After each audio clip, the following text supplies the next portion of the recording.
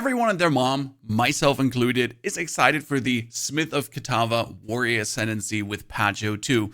But does it even do anything better than the current Warrior Ascendancy? What does make it stand? Why would I even use it? Let's compare it to my current existing warrior. We get a totem warrior that just goes out, slams totems, kills everything. Very relaxed, nice, fun playstyle. Alternative, there would be the Hammer of the Gods Slam Warrior. And both are in the Titan Ascendancy, mainly because you get Hulking Form. 50% increased effect of small passive skills. This does allow me to juice up my strength significantly, so I can better use the Giant's Blood node for dual wielding those maces, that I can have the maximum of melee skills for all my totems.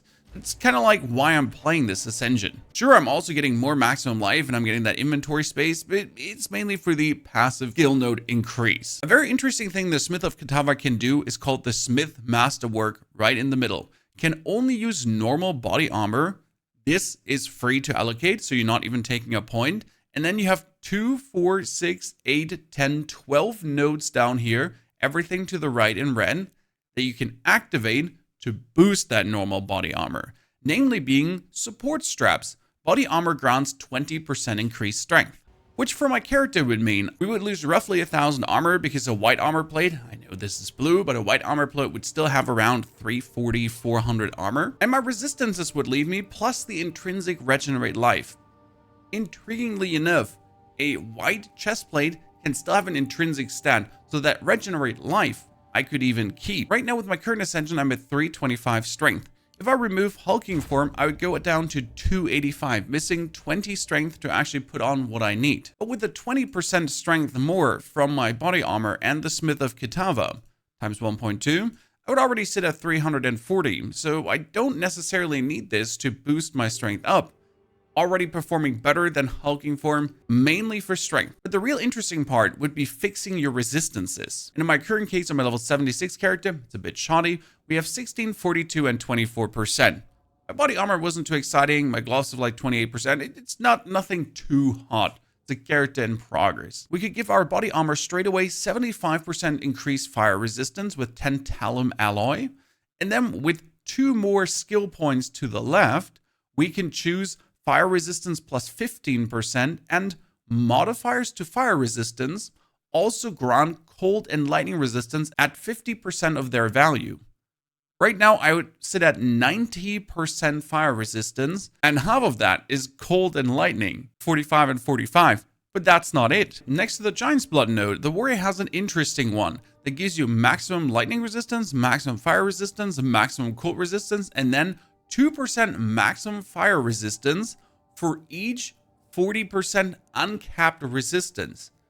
The more fire resistance I get on any piece, I'll get the maximum up sedacies, but I'll also increase my cold and lightning resistance all the way to 75%. I just need 150 fire resistance to have my lightning and my cold completely maxed out, while I'm still overmaxing fire. And technically, you could take Molten Symbol on top, which says body armor grants 25% of physical damage from hits taken as fire damage, while we're boosting up our fire damage easily. Alternative, you could put in 2 more points to get Forged in Flame, which says modifiers to maximum fire resistance also grant maximum cold and lightning resistance. What? Yes, so we're increasing our maximum fire resistance by overcapping now, to then increase our maximum cold and lightning resistance to be multiplicative, more resistant to things. People have been always dreaming of a absolute tank character. This would take me 4 points. And then I'd easily just invest the 1 point into the more fire resistance and strength. So that's 6 points out, and I get still 2 points to choose some of the funny skills that the Smith of Kitava has to offer. Mainly Manifest Weapon, Temper Weapon, and or Heat of the Forge. Smiths of Katava are master blacksmiths and have the ability to forge their weapon, quite literally.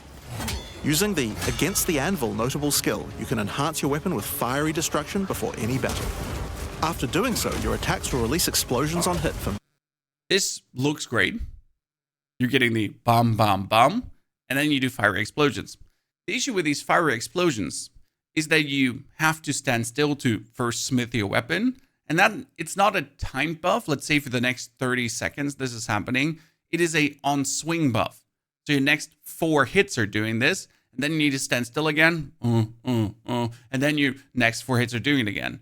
If this would ground a time buff, like I do this and then 30 seconds, that would be great. Because I would then every 30 seconds just have to do it. But having to stand still for like 4 actual hits, not too excited. You can also use the power of Kitava to summon an animated copy of your weapon to fight alongside you. A great blacksmith can do more than just forging their weapon, though. With Manifest Weapon, you can take your big bonky stick, and it will just float next to you and hit your opponents.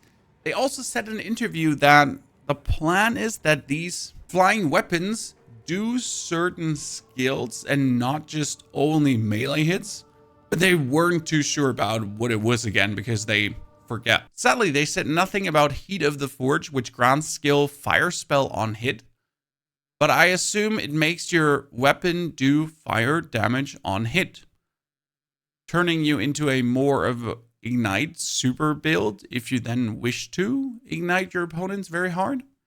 When we're getting Mjolnir, which does lightning on hit with a hammer, and then we could get fire on hit too. Can we use both at the same time? So we do a lightning fire hitting with the Smith of Kitava. Even if we wouldn't take Living Weapon against the Anvil or Heat of the Forge and just fully focus on the Coal Stoker Forged in Flame super resistancy, and then with the dedication of Katava, have our body armor ground armor also applies to case damage taken from hits. It'll just be super fun. Again, that's 1, 2, 3, 4 points to boost our resistances to the moon. And then we could simply take our body armor with the 5% maximum fire resistance, and maximum fire resistance also grants lightning and cold. So that already would be all our resistance maxed up. The bonus fire resistance with 75%, maybe the 20% strength. And then body armor grants also apply to case damage from hits. Or tanky. When we could get more maximum life, we could get more life regeneration. I'm building a tank. And then you can still play any fun skill set you've been looking for. You want to rock that shockwave totem, we want to go for the bone shatter build, or rather something new with bleed, or even more fire. Since we're getting those 100 new support gems to mix and match things and make existing stuff better and more interesting. As a conclusion, certainly the Smith of Kitava can be used over our Titan Ascendancy, and that's without knowing all the support gems that could make Manifest Weapon, Temper Weapon, or Fire Spell on Hit go bonus bonkers. I'm already going to be relieved just entering the end game or being in Act 1 Cruel, and I'd pretty much be fully resistanced out. Hardcore players should love this, I assume. What do you think? Smith of Kitava, something for you, or rather interested in the Tactician with supporting fire minion skill, raining down artillery damage on the enemies? For the Lich, minion army, maximum energy shield, making a super jewel as you phylactery, however you pronounce that? Or is it going to be Huntress, like for me? Because Huntress is hot and new and I want to fondle my spear. Bye, I'm gone. I never said that. Thank you for watching.